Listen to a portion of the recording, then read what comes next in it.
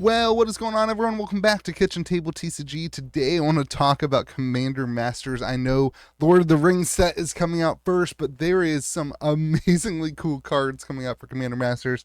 I have to say, I have been negative on Commander Masters based on the price and the idea that it's a reprint set. I still think a lot of that stuff is valid, but we have seen some. First off, one of the most beautiful Magic the Gathering cards I've ever seen in the Jeweled Lotus, and then some very powerful face commanders of the Commander Precon. So I wanted to chat about it and also revisit my thoughts on the set a little bit, knowing that there's some things like this in the set. So let's hop in and take a look first off at the Jeweled Lotus. Look at that thing. It looks gorgeous. Maybe one of the best looking Magic cards like of all time.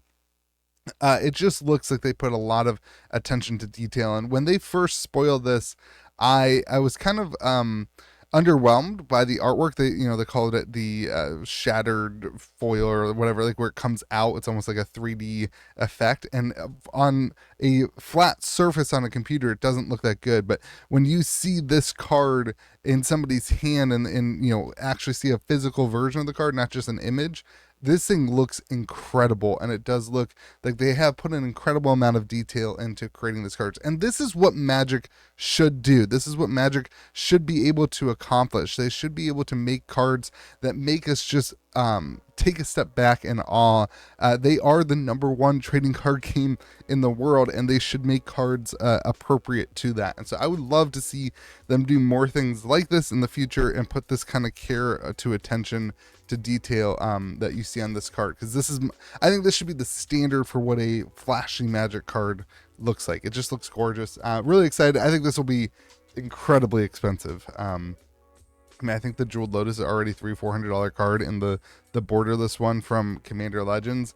I think this will be this textured foil. If they're as hard to pull as textured foils in like Double Masters, this is going to be a really incredibly difficult card to get. We may see a like $800 to $900 price point. I have no clue because we don't know how rare it is. But I think this is going to be upwards of like you're talking a card like this is comparable, in my opinion, to like the Masterpiece Soul Ring. That I think is definitely something to look into. So anyway, I think it's gorgeous. I would love to hear what you think about it in the comment section. I just think it's super cool. And then I want to go through the face commanders. I know this is not like a gameplay channel, but I do get really excited about a lot of these things, so I wanted to talk about it, so I thought we would do it. First off, a Sliver Grave Mother, which is super cool. Listen, I have a Sliver deck, and I don't get to play it very often. Because it's super powerful. I'm hoping that with the reintroduction of slivers in worlds like this, I get the ability and people allow me to play it more. But man, 5 costs, obviously all colors, 6/6. None of that matters in slivers. The legend rule doesn't apply to slivers you control. So duplication of things, it's just gonna get crazy. Man, it's going to get crazy. Being able to multiply and duplicate your legendary slivers is going to be super cool. And then each sliver creature has Encore X, where X is equal to its mana value. Man, being able to recur things from your graveyard with slivers. That's one of Sliver's biggest issues, honestly, is people like being able to get rid of the specific sliver that affects your card. So having to do that twice is going to be really cool. So anyway, really cool card, really excited. This one is the one that got me though. Eldrazi. 6 cost 7/4. Colorless spells you cast from your hand with mana value 7 or greater have Cascade and then Cascade. You get to do it twice. This is such incredibly powerful. It's nuts.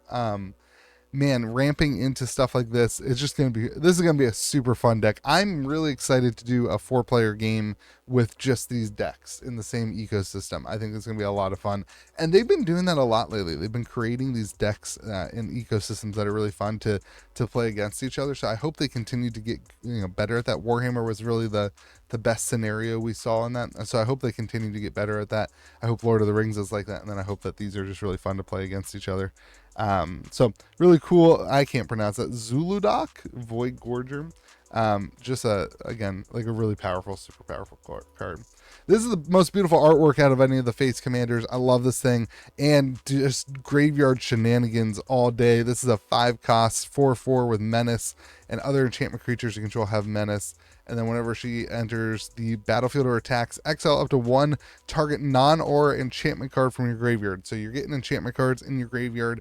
There's no blue in here, so there's not really much mill action. It'll be interesting to see how you get things into your graveyard with this deck. But create a token that's a copy of that card, except that it's a 3/3 black zombie creature in addition to its other types. My guess is that this is going to be the cheapest of the decks, that this will be the one that sees the least amount of play. It's not Eldrazi, it's not Slivers, and it's not Planeswalkers. But I do think there's going to be a lot of shenanigans you can do with this and a lot of fun you can do with this.